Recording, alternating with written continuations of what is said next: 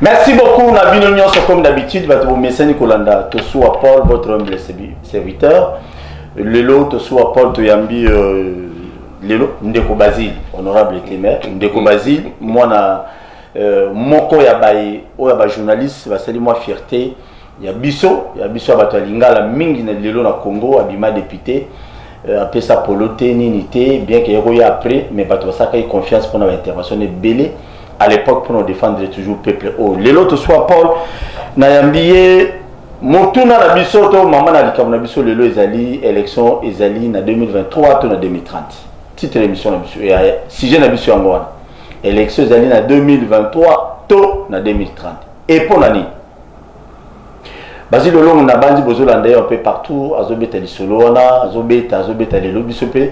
Na bakino ba lobi to linga to zoyer pour to solo na yimuki. Ndeko Basile boni. Malamu ndeko Paul Mukolebele. Non, tous en ambition dans mazo sunga. Na makambo boni shadari. Coup sur coup. Coup sur coup. Aza bien. Joseph Kabila puis bien. Aza bien. Moi, m'appelle les Ara ningi zayekala. Te nani sénateur à vie Joseph Kabila a benga batute. A benga batute yo fo benga ye leke na zela ya Nehemi obengi ye pa benga yo bon.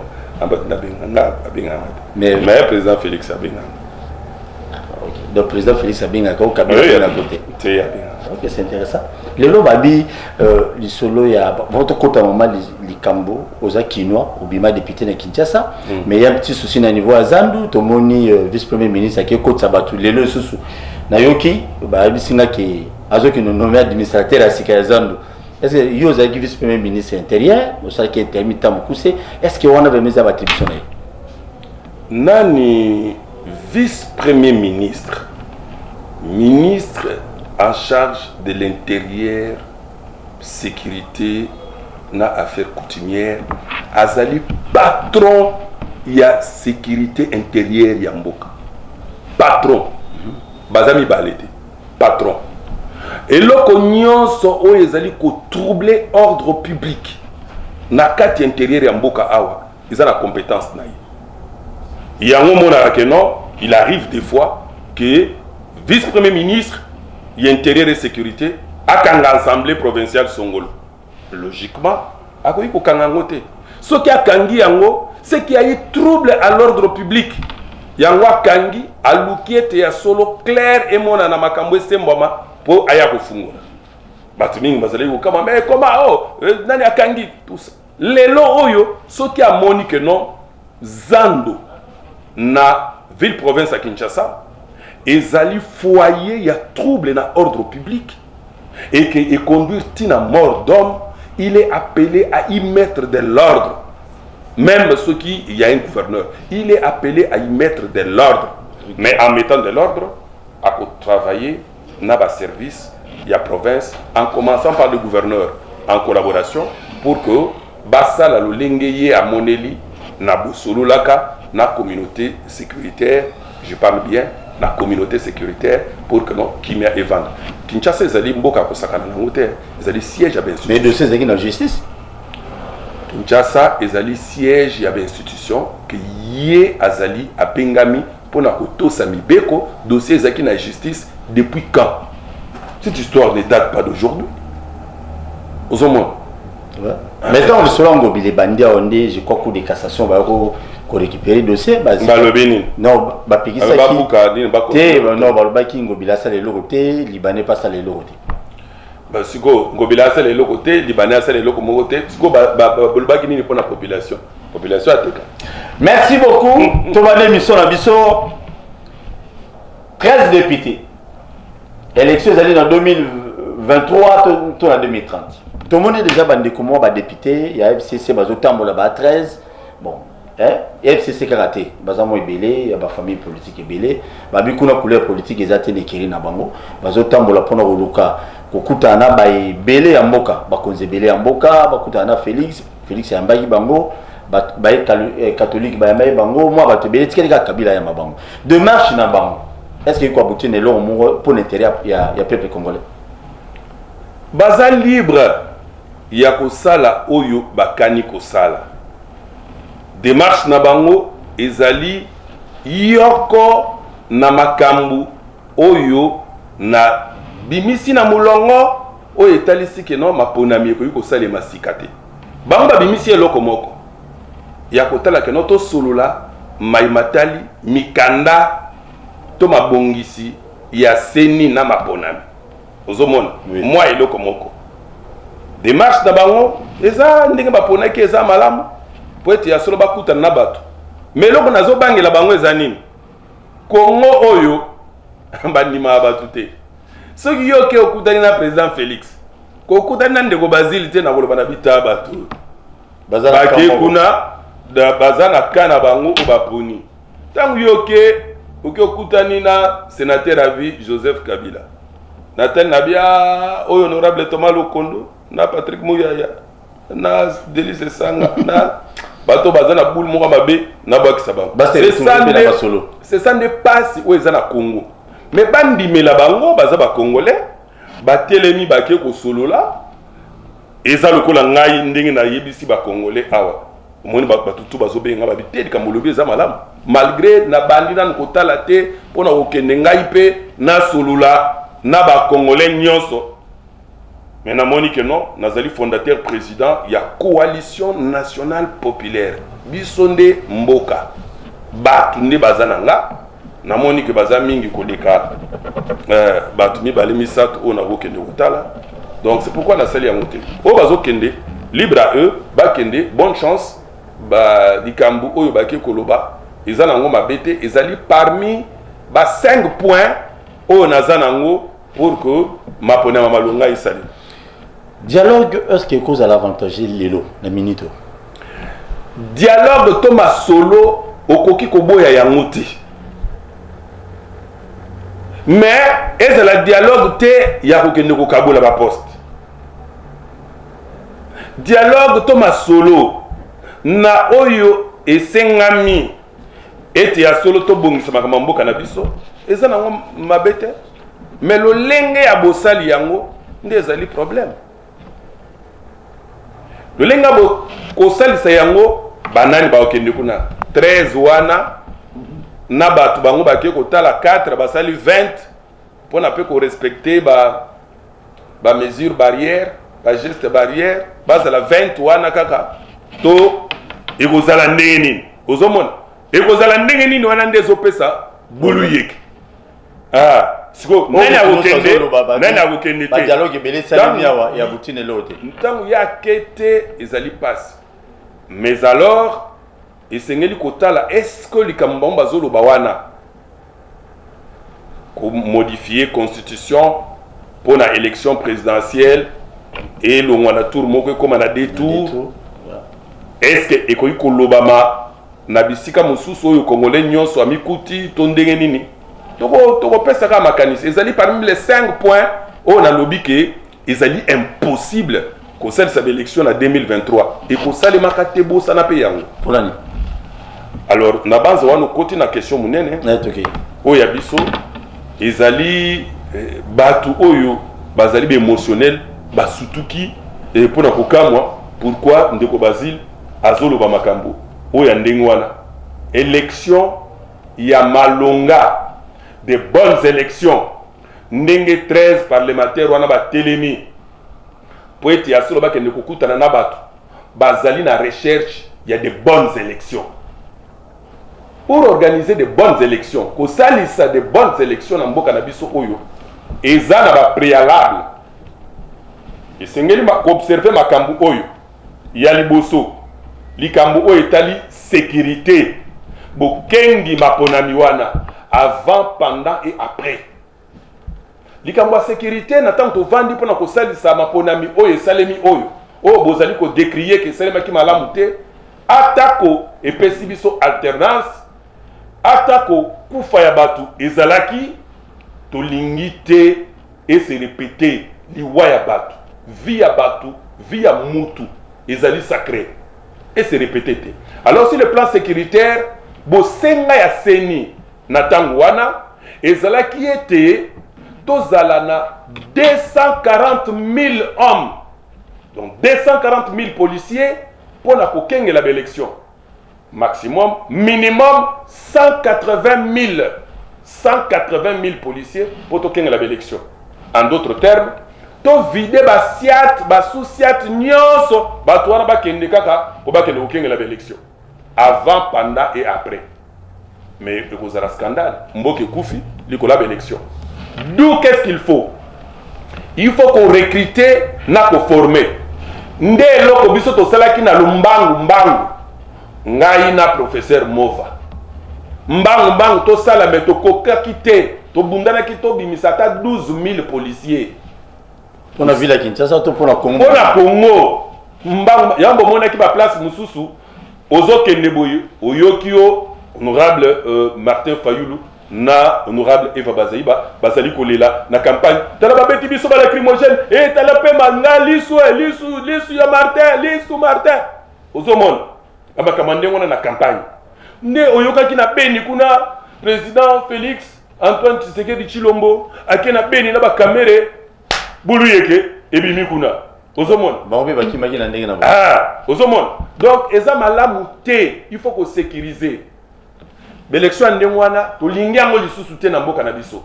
Alors pour na kozana 180 000 policiers et sengeli ko recruter 18 000 policiers maximum par an.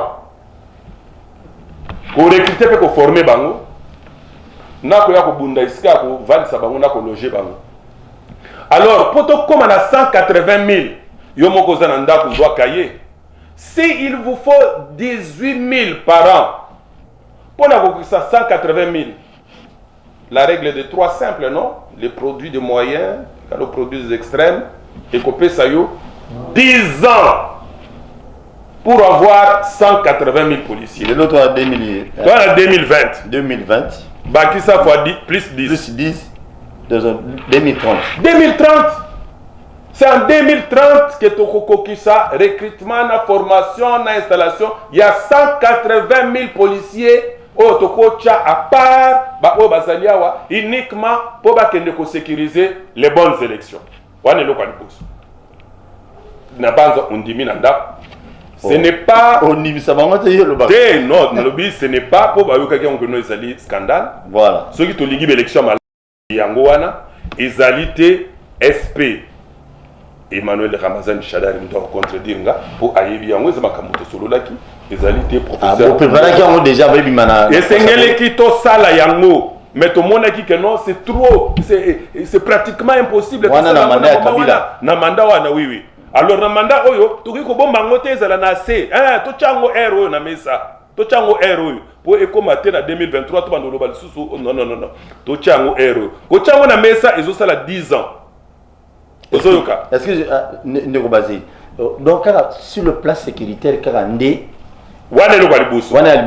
deuxièmement, sur le plan organisationnel que notre organiser l'élection en profondeur, animateur organiser l'élection na ba détails techniques ou c'est que non élection et salema mise en place il y a bureau ya Seni tous en 2020 tous en mois d'août il y a 2020 l'isolo kuti ya bureau ezalité Rosar Malonda dans les oubliettes kuna et sengeli siko ba confession religieuse ba ya kozonga ba solo lisusu ba ye oyo ba betaki kati po te ba bimisa Rosar Malonda ba kotelemela ba mususu wana ba biotech ko bozo ya naye biso pe to lingi ete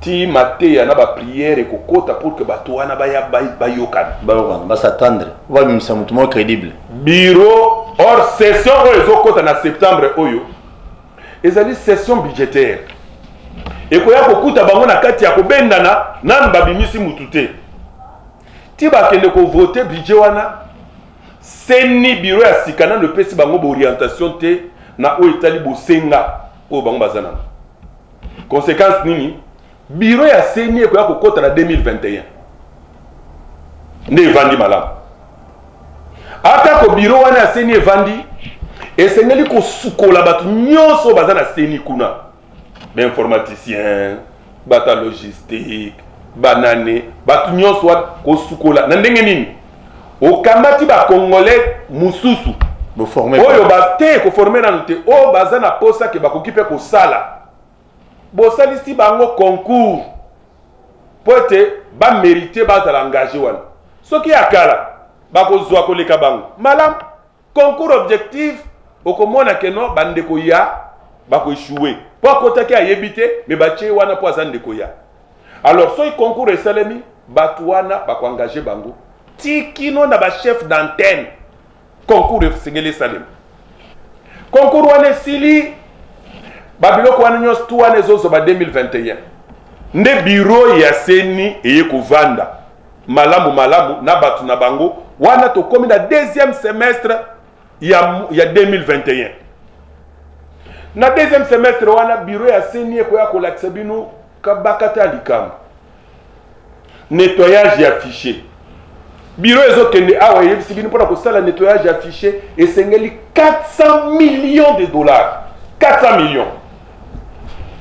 millions de dollars fichier bon nettoyage ndeni honorable batu bakufa batu balongwe batu bakei bakangami na coronavirus na mboka mususu donc esengeli kosukola yango koyeba banani balongwa banani balokuta banani bachaki wana banani boyi na boyi esengeli kolongwa baza ko nettoyer yango congolais fo yeba c'est en prévision ya kosilisa banyongwa maponami o etikali totikala kina municipal ba local ba nini nyonso wana etikali esili nanu te esengeli kosalisa yango nde toza ko nettoyer fichier wana nettoyage wana 400 millions ezali te soki président Félix na bolingo toyebi ya mboka oyo atie molende mais na assure ekozobiso soki na lombango penza 2 ans pour que tout ça 2022 tout ça là to kataka 20 millions par mois 2 ans que 20 millions par mois et ça la biso 240 millions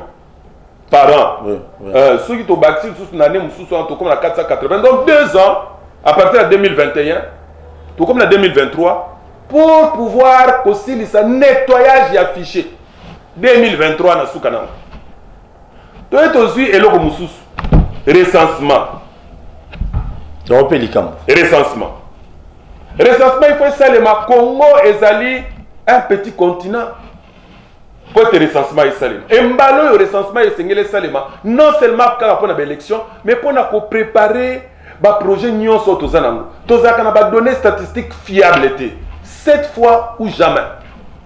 Et sengeli cette fois-ci toye bana kozana ba données statistiques fiables. Mais on peut c'est quand même Jeannette Kabila a raison. Ah ça a raison. Alobango Kabila Alobango déjà. Alobango 3 fois. Ngaso le bilikama. Ah ngaso le bilikama malamu na kolobo lobi amala. Alobaka likambu wana atuni matata mponyo lobi yozo ya na programme na yo oyo kenkena. Ou c'est là sur base de quoi? Oyebi nombre abatute. Oye nango sur base de quoi? Arepta likambu na yo wana azana raison. Et cette fois-ci, raison, il faut un dima. Oh, on a zoloba. Oh, vous comprendre que non, bah données statistiques, il faut tous zanango parce que surtout le quoi est bien une élection. Faut pas tout ça que na makambu à peu près. D'où et le quoi na tout ça la yango. Et bah données wana tant que tout ça ko sala yango recensement zo senga mbongo ebele, ce n'est pas un truc que tu ko banango dans la précipitation sikoyo. Après 2022, na début 2023 on a tout bani recensement. Et recensement est cause de bisoti na 2027 tout c'est le recensement wana. Et là comme sous siko yo sur le plan organisationnel, ezali et là ko to mona ka difficulté munene na o etali déploiement ya ma matériel. Nzele zalité. Nzele zate. Siko to vendre to bana ko dépenser sur ba mbongo ebele ba milliards pour déployer le matériel. Voilà une calcul politique. Non, non, politique te. Na ko ya ko pesa yo bénéficiaire ya makambu nyonso wana ezali nani. Pourtant bache 180 000 policiers ya sika. Ba ko zela kaka te ba vandi na poto boyi bazo zela 2030 pour ba sécuriser l'élection. Ba banda ko sécuriser ba agglomération na biso nyonso oyo 18 000 ba ko zela former année oyo. Ba ko déployer bango pour ba combattre Kuluna. 18 000 l'année prochaine, ils ont augmenté, c'est la population qui en bénéficie. N'attend toujours ça là, recensement, c'est la population qui en bénéficie. Pour te dire que ça va projet avec des données fiables. N'attend toujours bon ça là pour que prochainement tu déployer matériel, mais c'est la population qui en bénéficie.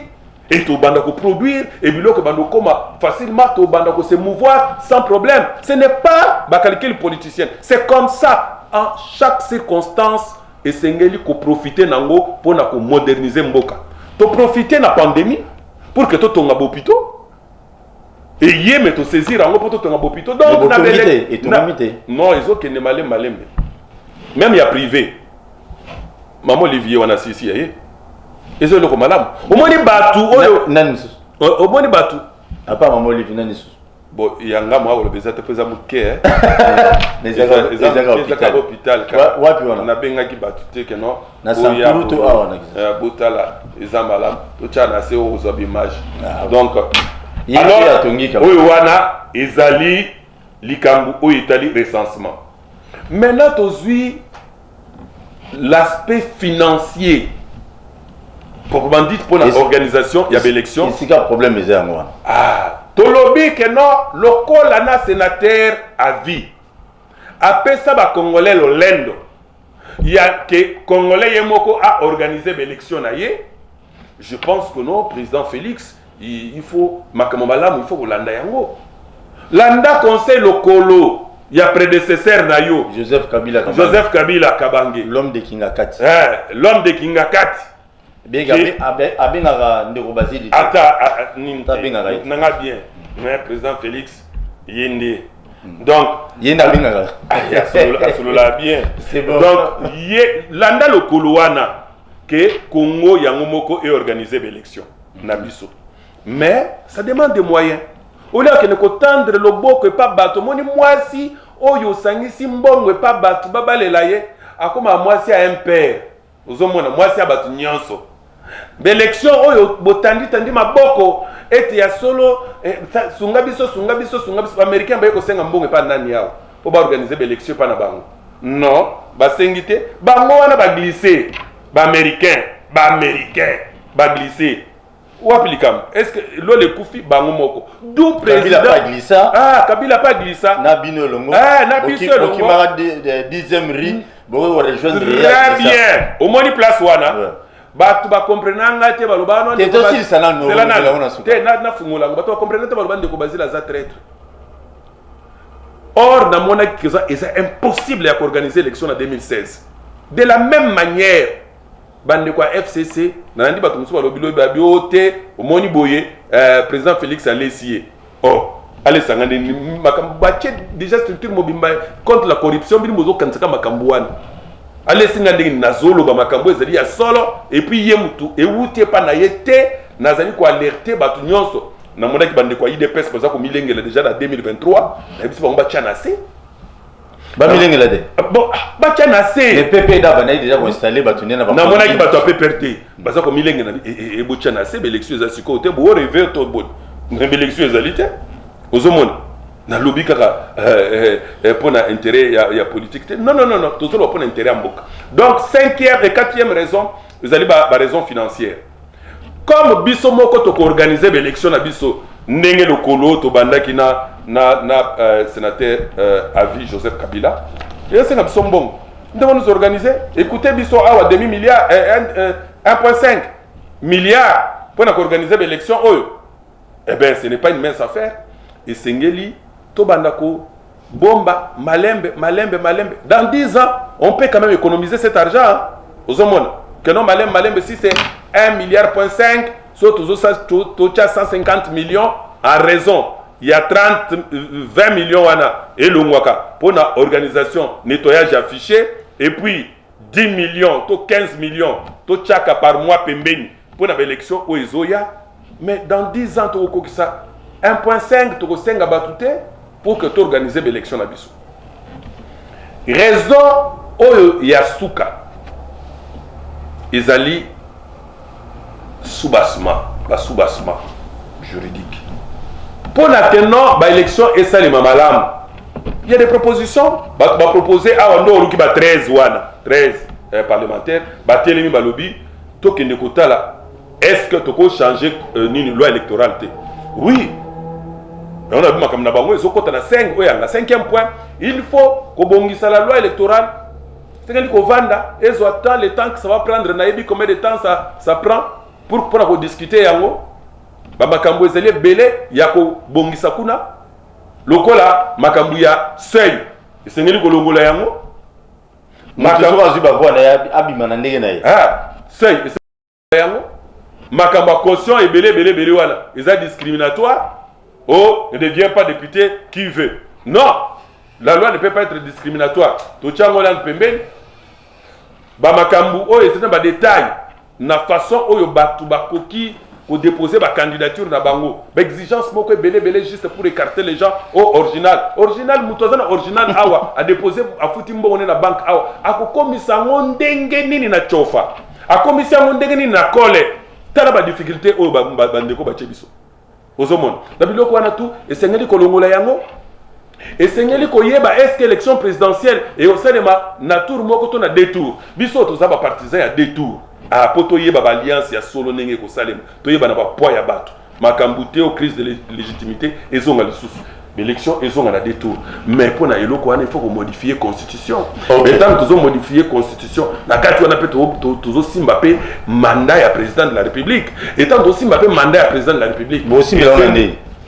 to simba et bakisama elonga ekita ou bien mata wana benachena na se batu bahoya olanda yo mais ego simba makanga mais ce que simba mi aux avantage na bino avantage anani que matu bien kita ce que mati ce qu'on est comme avantage non problème ezalité to kotala to ecourtant obeto matisa ata to matisa to kiti esengeli oyeba ndeko Paul soki prolongation ezali na kati ya match ya football ko kanisa te que yo mutozo souhaiter prolongation poto na yo balongoli yango à tout moment chabi naebisaki ba ronsar oyo tango tozo sala loi électorale o naebisi makambo boye nango oyo ya basei oyo iko balukela pe batu ya majorité e balukela bango ebele bazwaki sei wana te basali ba gymnastique oyo esalemi donc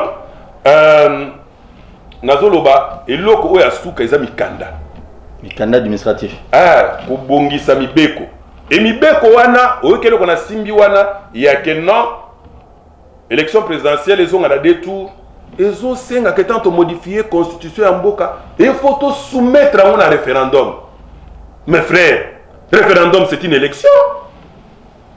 C'est une élection. Oh, tu sais ça. Okay. Vous savez combien de temps ça va prendre? Il faut qu'organiser un référendum. C'est une élection. Par oui ou non, comment est-ce que vous savez? C'est une élection, ça doit prendre du temps, on doit battre campagne, il faut qu'on se prépare. Les mêmes difficultés que j'ai évoquées ici. Il y a accessibilité, pour atteindre Batou, qu'on s'alaboye et qu'on jouer et l'eau qu'on a sur 2 ans. Voilà comme en 2029, après référendum, maintenant, l'eau qu'on a tout réuni. Voilà Félix, président. Oui, oui, on va respecter la constitution. Parlement Tikali Kabongo, les assemblées provinciales. Travailler, les assemblées provinciales, ils ont continué. Le président de la République restera en fonction jusqu'à l'installation du nouveau président élu. Bato FC, c'est Balinga voté. Bato FC, mais non, tous les réalistes, il vient de dire ça que non. Tous a besoin de retard. Il y a en 2023, on a minuit élection, il faut salement. Non, déjà. Si c'est Balouki Neuf, je faisais tout pour faire comprendre ça à la coordonnateur Némi. Ah, mais il m'avait convaincu. Na même argument, on a zopé ça. Pour l'hôtel Sanga que non, mon frère, encore le Bamalem, mon frère, c'est pratiquement impossible ce que vous voulez. Et le Kozoloba, Ozo Senganeti,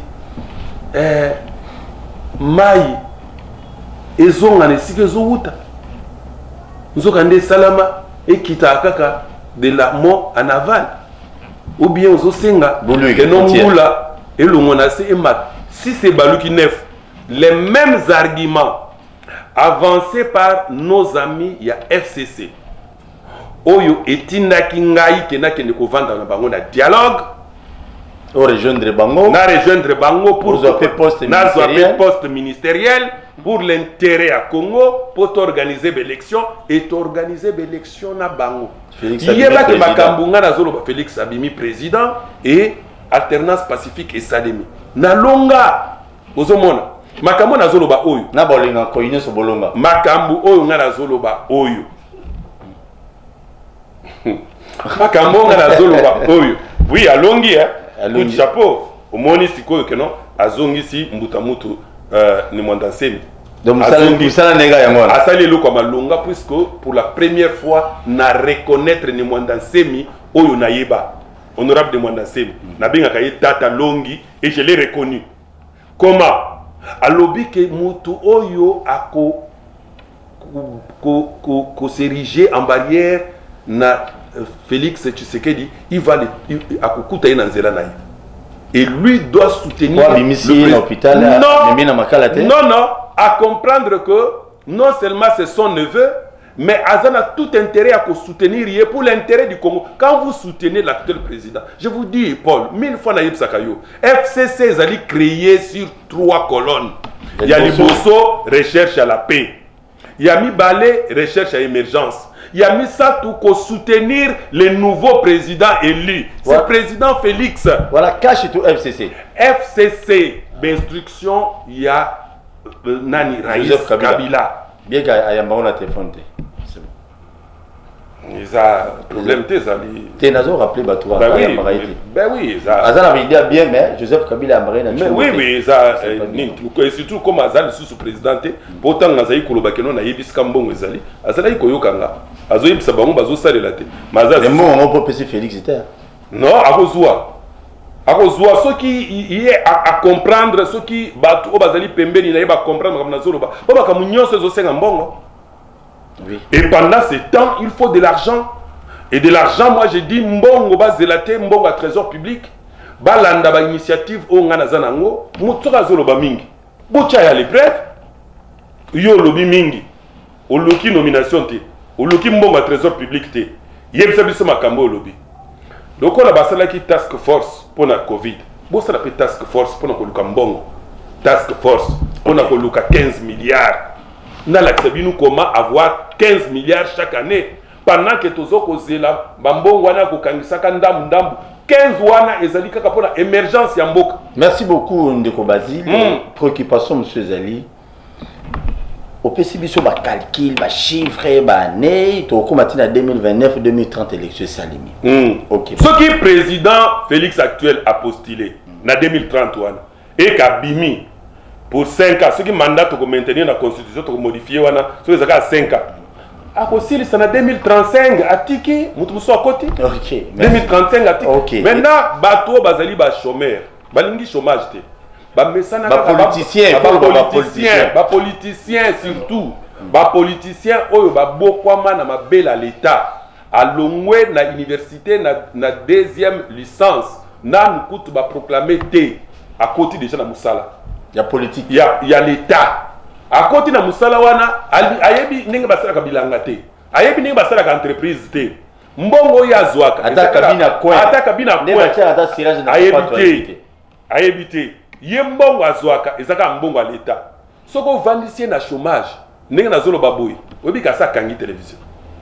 Ces messieurs là. Donc je vais rester 15 ans comme ça. Je crois, il croit que ou bien à quelle rébellion parce que dans le Congo ce politicien s'est retrouvé Ameka Roger Lumbala ça s'est retrouvé dans ma soloté azongi rébellion wana ezalaki eloko ya kala lelo oyo tozi ba leçon bisonyo surtout et eloko wana oyo etindaka ina kala akota rébellion Roger Lumbala na porte-parole na été te pesi exemple na zela na yebisa yo ezalaki pona matoyi mangbongi ya bato bazali abakoyoka te bazoyokata zo bana bango bazoyokata ti finalement bali ko vanda na mesa akomi ministre Kabila zo nommé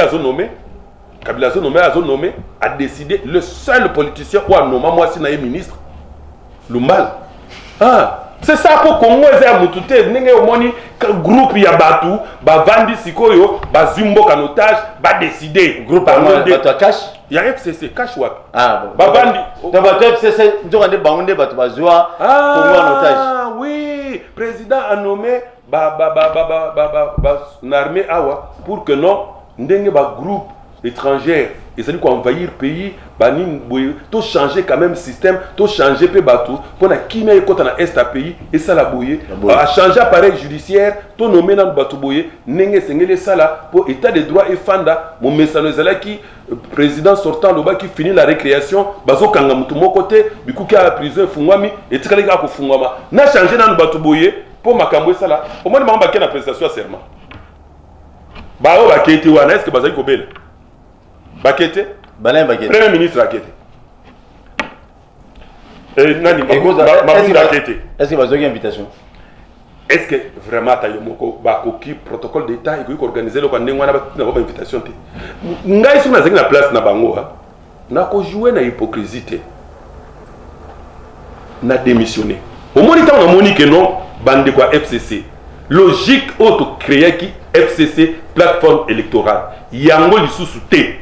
Na longo na tiki bango Moïse asala ki choix Moïse Katumbi te Moïse ya Bible ya Bible abotami na Égypte akoli na Égypte avenda ndako ya Pharaon même akila hébreu na tango amoni que non bato ba Pharaon oyo bazonyokola bandeko nanga alongwe azongi abimi na Égypte akeya tiki bango ndenge zali na bandeko wana esengeli basala choix so ba moni que non ko vendre na président Félix ils aussi ma bangoté.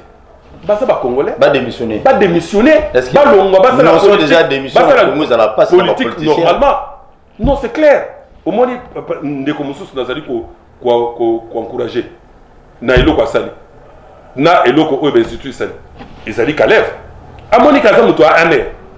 Asa directeur même ceux qui a azali le sous-souté mukozia ane. Ake ko ça la marche. A Monica na ya abi aza politicien, ake ko ça la marche. Donc l'obbi va postuler na lobby. Ah ko postuler lobby. Mais ba longo lié na aner. Longwa. Oza disusu. Merci beaucoup. C'est ça être homme. Merci. Aux décisions na yo que non ngai premier ministre na ko sala lisusu na Félix c'était longwa. Au lieu que na ba conseil des ministres au vanda ka nye lokola baba. O tala ye makamini na zo sa longwa.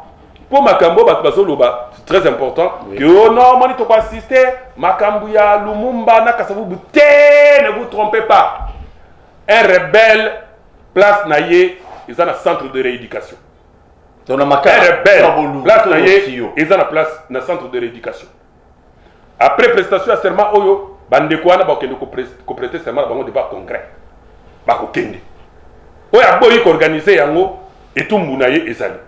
Et c'est ça. Donc, un état de droit. Yangwana. Ezali état oyo mutu moko te azali likola mibeko. Oui, ndeko Basile. Bon, on a besoin de tout le monde.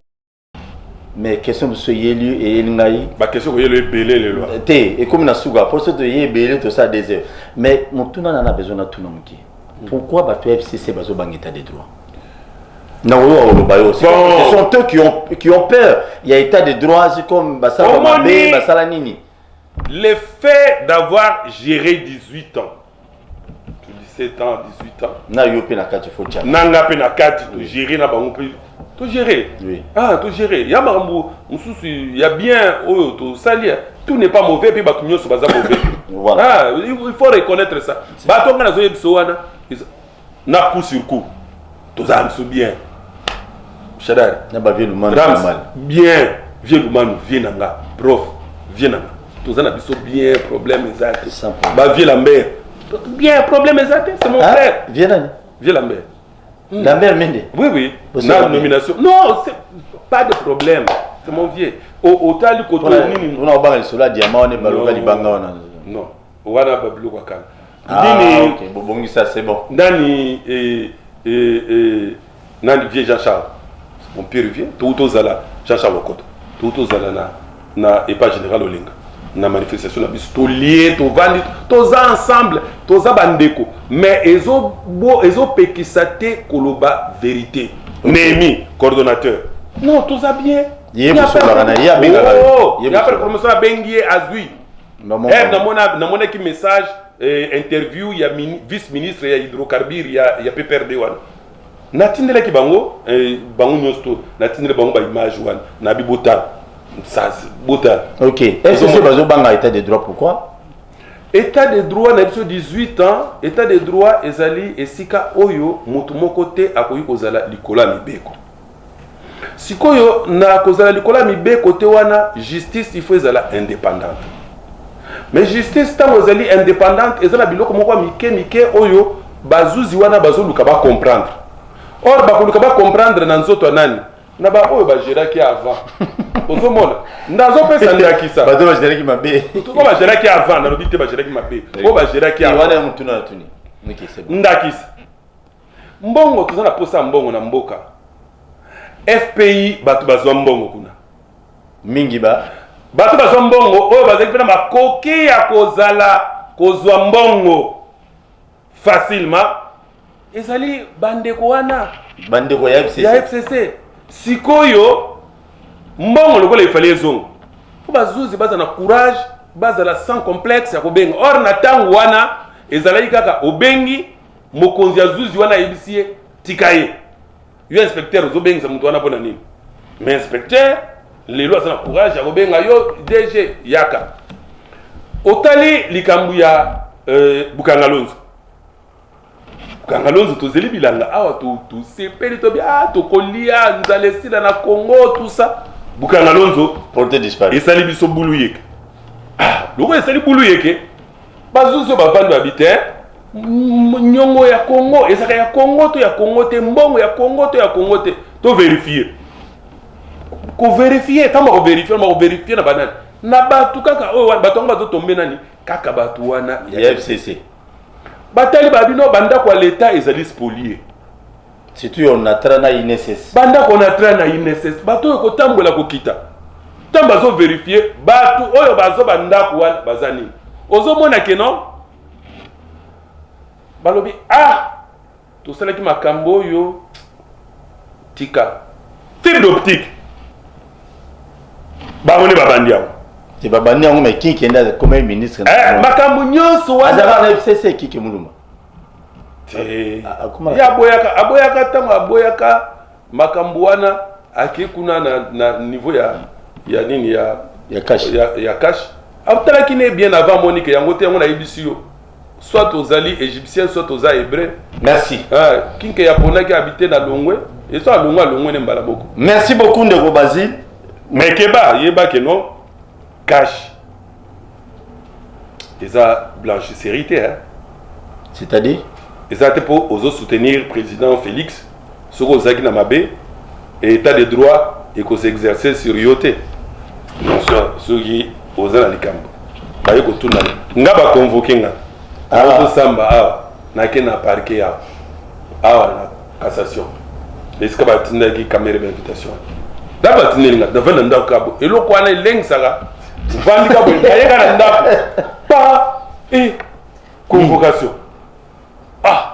procureur général pe akura cassation nasali susuni natuni mwasi nanga nasali nini ngako maboko pembela na likambo mutu te nasali nini et puis ni bakoma babio motif sera communiqué sur place natali bakamarade bazali konobi ere wana okoyeba bango susu te bakombo nyonso ekimi baoyebaki wana navandi na prier nabi olobaki nanga que toute langue qui se révérera en justice contre toi tu la condamneras on a problème à mutu te il faut koloba vérité onga na yebi nakendeka na koyeba vérité tant okomi kuna nakomi na koti likamni mobenge detuna baji par la police ta makambo eza boye babituka nabi babituka botuna oyo na mala examinesikeza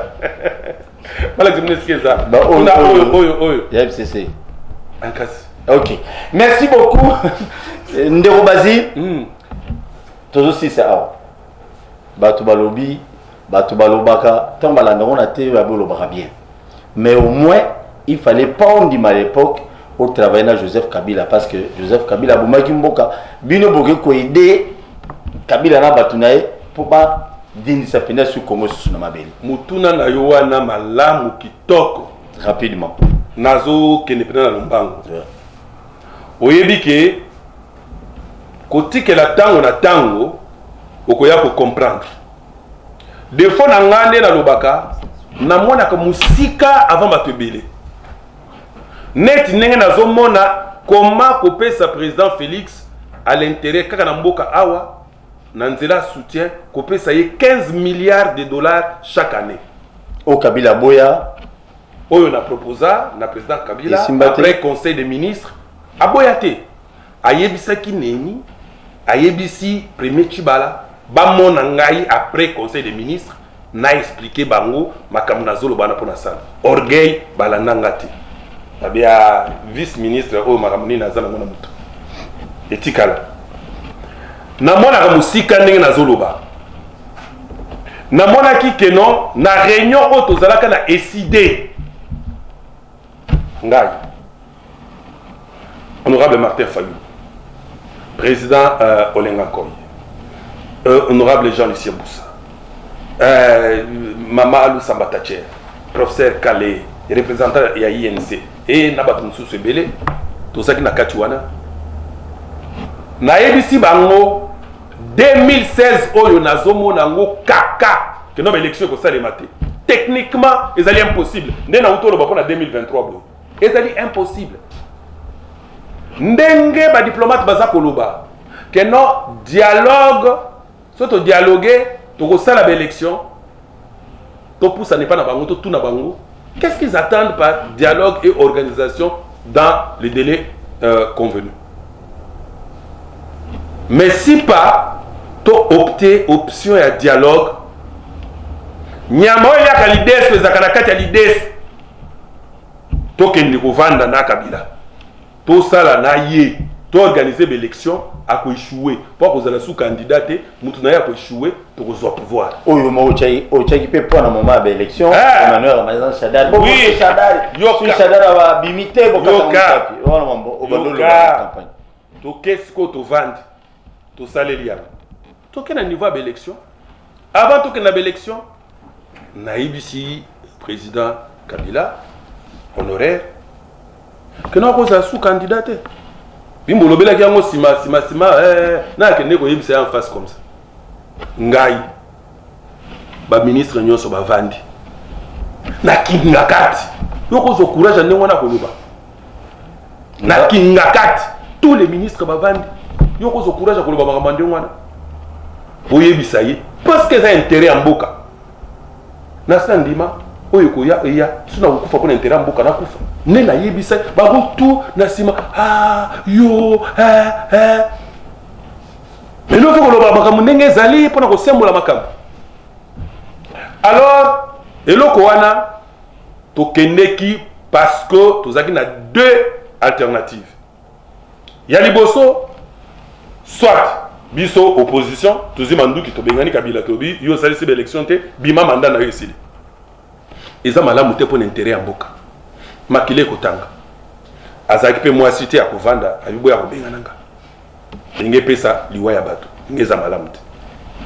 Option mibale kokena dialogue kosola naye koyiba bango mayele kovanda na bango ensemble pour politique ya ngwana pour être to salisa maponami na maponami wana que le meilleur gagne to kepe na maponami na kati wana sima botali siye erreur ya silence na ye ngai botali siye na yebisi ye ayiko bengisanga vandi na excellence Jean-Lucien na honorable Bitakwira asali biso ba proposition peut tout le cas d'offre to ye na yebisi ye nazo kende koloba ngo na TV que yo ozali sous candidaté ondimi yango abi kende koloba le seul oyo abima na TV awa na ye koloba.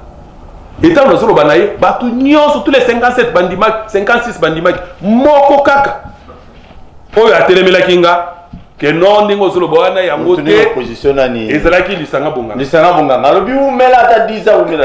C'est non yo faut cause la ça la troisième mandat. N'habite opposant. Comment yo ko bana ça troisième mandat? Yo ça mandat ici il faut tout sa constitution. Mais à côté, on a dit président Sikarozala élu. Merci. Alors, tant que tu as sala naïe, et le konini oyebimi, tu organises l'élection. Félix. Et le konini ebimi, Félix président. Yango wana nazolo bake batika songi. Nazo sala ba démarche, nazo banango kala mingi te. il y a kokende pas ya honorable Martin Fayulu, il y a kokende voilà, pas ya kokende et pas ya Igwe Jean-Pierre Bemba. Oui, Mbemba ko pinyo se ya ndima ya poste. Non. Azali mutu. Nano solo la na yete. Solo na bien. Émission ya suka. Oyo Jean-Pierre Bemba azalaki attaqué na mboka oyo ngam na salaki nayi. Ngana Sylvina Papi. Yango nazo kende ko solo na bango. Ko solo na Moïse. Koyebisa bango na Kabila. Posa na Kabila sa ndima coalition. Koyebisa misatu wana que biso tango tozalaki ko solo la. Po ete ya solo to zo pouvoir. Ezali poto bongisa Congo. Tokoki ko zo pouvoir te tozala ba président bisatu. Moko na biso lelo aza président Félix Antoine Tshisekedi. To démontrer na Congo que toza à mesure ya ko sembola Congo. Donc ça ko sala ba réunion wana. Kabila zala kité. Comment lelo to koma ya ko kabona. To sanga na biso nyonso pona intérêt ya Congo. To simba président Félix to bongisa ba préalable oyo na 2030. To ya ko sala ba élection que les meilleurs gagnent.